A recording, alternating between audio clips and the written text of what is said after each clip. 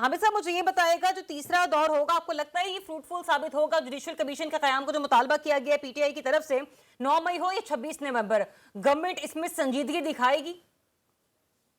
मेरा ख्याल ये है कि कहीं ना कहीं हुकूमत को इसमें थोड़ी संजीदगी भी दिखानी चाहिए और थोड़ी लचक भी, ताकि मुज़ाकरात के कोई बामानी नतीजे की उम्मीद निकले।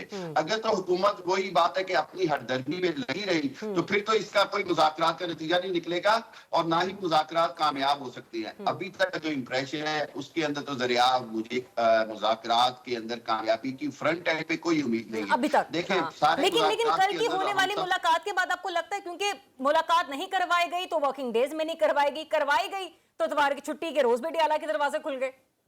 बिल्कुल बिल्कुल।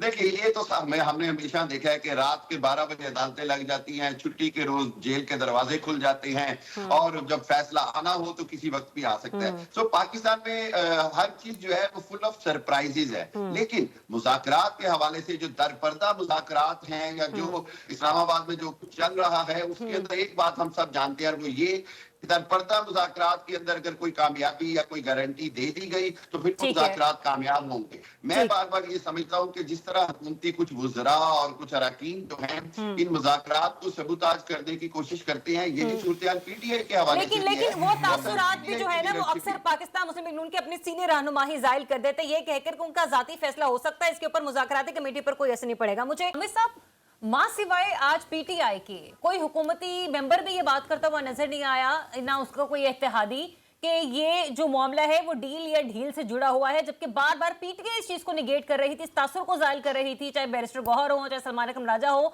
कि कोई ये मत समझे कि इसके साथ कोई डील या ढील जुड़ी हुई है। सर ये क्या रीजन है कि बार बार पीटीआई के लोगों को ये बात कहनी पड़ रही है? देखिए जरिया बिल्कुल अमूमी तासुर तो यही जा रहा है कि पीटीआई के साथ शायद कोई मुज़ाकरात के जो बैक चैनल जो मुज़ाकरात है उसमें किसी न किसी तरह कोई डील करने की कोशिश की जा रही है। मेरा ख्याल ये है कि हम जितनी मर्जी तौजीहात पेश कर लें, बुनियादी वजह हम सब जानते हैं कि जिस दिन फैसला हो गया कि फैसला सुनाना है उस दिन फैसला सुना दिया जाएगा।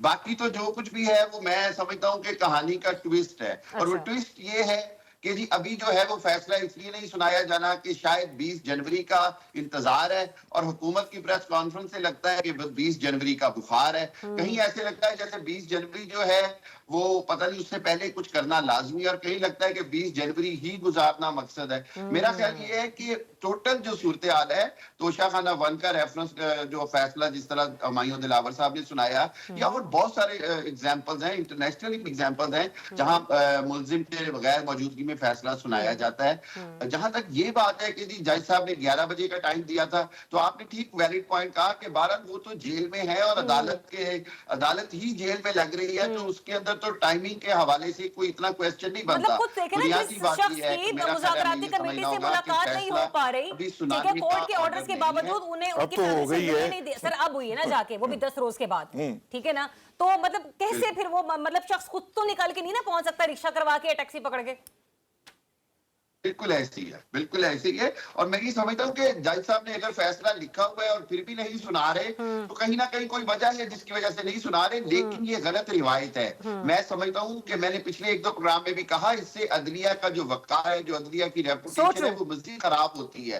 फैसला सुना देने में कोई मज़ायका नहीं है, फैसला सजा का है या माफी का है, दोनों सूरतों में मामला हाईकोर्ट जाना ही जाना है। हुकूमत जाएगी हाईकोर्ट में या इमरान खान साहब के वकील जाएंगे, तो हाईकोर्ट जाना ही जाना है मामला। सो मेरा ख्याल ये था कि जज साहब की फेस सेविंग और अदलिया का वकार इसमें रह जाता है कि अगर फैसला सुना दिया जाए, बजाय ये कि कौम को भी इस्तराब में रखा हुआ है, हमें आपको सबको एक इस्तराब में रखा हुआ है। मैं और आप हम कैलकुलेशन तो कर रहे हैं और हम सबको अंदाजा है कि क्या फैसला आना है। सो सबके बावजूद फैसले का डिले करना, मेरा ख्याल है अंग्रेजी में एक मुहावरा है, जस्टिस डिलेड